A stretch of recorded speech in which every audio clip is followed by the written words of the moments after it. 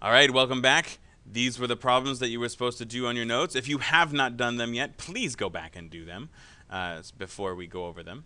So we're going to tell whether the pairing is a function. Number 2 here, we have 3 paired with the 1, 6 paired with the 2, 9 paired with the 2, and 12 paired with the 1.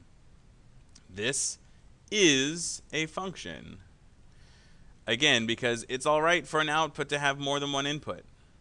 That's okay. So this is a function. Number 3, let's draw a mapping diagram. I'm going to put my inputs over here. I'm going to put my outputs over here. So my inputs are 2. Notice the repeat. I don't need to rewrite that. 2, 4, 7. And then I have 0, 1, 2, 3 over here. Now the 2 pairs with the 0 and the 2 pairs with the 1. Already, hopefully you guys can see that this is not a function. The 4 pairs with the 2 and the 7 pairs with the 3. But yes, this is not a function. And it's not a function because this 2 pairs with the 0 and the 1. Outputs with more than one input, okay. Inputs with more than one output, not okay. If you've got any questions on pairing a function like this, seeing if something is a function, make sure you ask them. But let's move on to our last little set of examples today, which is to make a table for a function.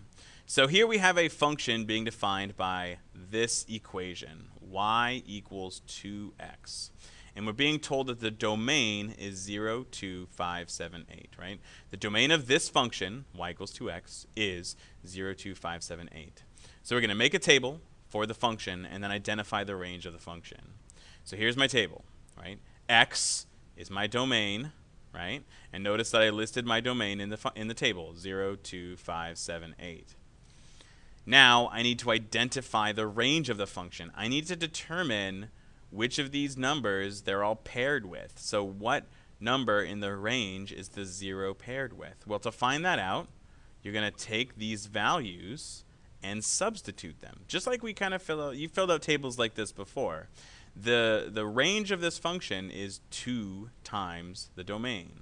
So I'm going to take my domain where x equals 0, and I'm going to plug it into that equation, and I'm going to get 0. And when I do that, I get 0 in my range. And then I got 2, so x equals 2, and I'm going to plug that into my function. Y equals 2 times 2, so y equals 4. So that means that the 2 is paired with the 4.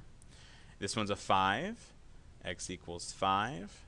Plugging it into my function gives me 2 times 5. And y equals 10. So this one pairs with a 10. This one is a 7. So I plug it into my function, and I get 14. The 7 pairs with the 14. And finally, the x equals 8. We plug it into our function. We get y equals 16. The 8 pairs with a 16. So there's my table. My domain is 0, 2, 5, 7, 8. My range is 0, 4, 10, 14, 16. Right? I figured that out by taking the elements in my domain, plugging them into my range, into the function to find the range. All right. I got one last thing for you to do back on your notes, so go ahead and please go do that now, and I will see you in the last video of this series.